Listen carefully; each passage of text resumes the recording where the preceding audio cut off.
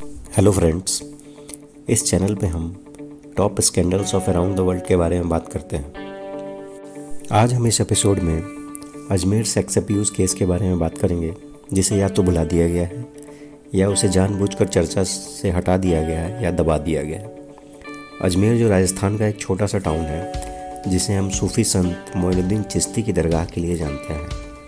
1992 में एक local newspaper Navjyoti की हेडलाइंस ने अजमेर शहर को दहला दिया।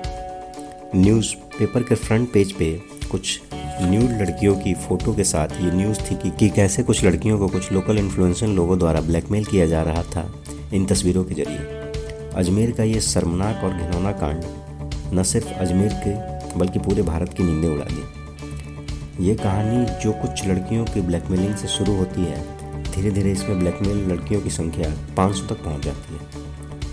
पूरा शहर इस घटना से इतना शॉक हो गया था कि गली गली में प्रोटेस्ट होने लगे और हिंदू मुस्लिम के बीच टेंशन्स बढ़ गई, क्योंकि जिन लड़कियों की ब्लैकमेलिंग और रेप हुआ था उसमें मोस्टली हिंदूज थी और सारे रेपिस्ट मुस्लिम कम्युनिटी से आते थे, जिसमें से कुछ तो अजमेर शरीफ दरगाह के खादिम्स थे। कुछ सोर्सेस के मुताबिक गवर्नमेंट ऑफिशियल्स को इस रेप स्कैंडल के बारे में पहले से पता था, बट कम्युनल वायलेंस न हो इसके लिए उन्होंने इस पर कोई एक्शन नहीं लिया। इस घटना की शुरुआत सोफिया स्कूल एंड कॉलेज से हुई, जो अजमेर का एक मशहूर प्राइवेट कॉलेज था।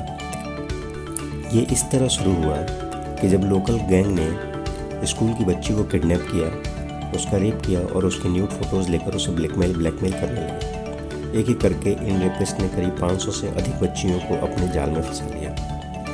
ये लड़कियां किसी गरीब घर से नहीं थीं, बल्कि सभी अमीर घरों से आती थी और कुछ तो ब्यूरोक्रेट्स फैमिली से आती थी। मेन एक्यूज़ ने पहले एक लड़की को किडनैप किया, उसे सेक्सुअली अब्यूज़ किया और फिर उसकी न्यूड फोटोज़ लेकर उसे अपनी फ्रेंड को अपने फार्म हाउस पे लाने के लिए ब्लैकमेल करने लगा। इस तरह एक के बाद एक ये दरिंदगी का खेल चलता रहा। उस समय अजमेर में सिचुएशन ऐसी थी कि होने वाले दूल्हे, जिनकी शादी अजमेर की लड़कियों से होने वाली थी, न्यूज़पेपर्स के ऑफिस में आके कंफर्म करने की कोशिश करते हैं कि उनकी होने वाली दुल्हन इसमें तो नहीं।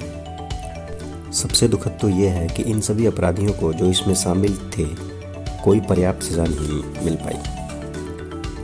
फारूक चिश्ती, जो मेन एक्यूज़ था, पागल घोषित कर दिया गया और 2007 में जेल से बाहर आ गया 10 साल की सज़ा काटकर। फारूक चिश्ती, जो अजमेर यूथ कांग्रेस का प्रेसिडेंट भी था, उसके दो साथी नफीस चिश्ती वाइस प्रेसिडेंट और अनवर चिश्ती अजमेर यूथ कांग्रेस का जॉइंट सेक्रेटरी थे। करीब 8 लड़कियों ने डिप्रेशन और समाज में बदनामी की वजह से आत्महत्या कर ली थी। गुनहगारों के रसूखदार होने की वजह से कोई भी लड़की केस फाइल करने को तैयार नहीं थी। पहले 12 लड़कियां केस फाइल करने के लिए तैयार हुई थी, बट बाद में 10 ने उसमें से बैकआउट कर दिया और सिर्फ 2 लड़कियां ही एफआईआर के लिए आ गई। दोनों लड़कियों ने 16 लोगों की पहचान की, जिसमें से पुलिस ने 11 लोगों को गिरफ्तार किया, बट इन लोगों को भी कोई पर्याप्त सज़ा नहीं मिली।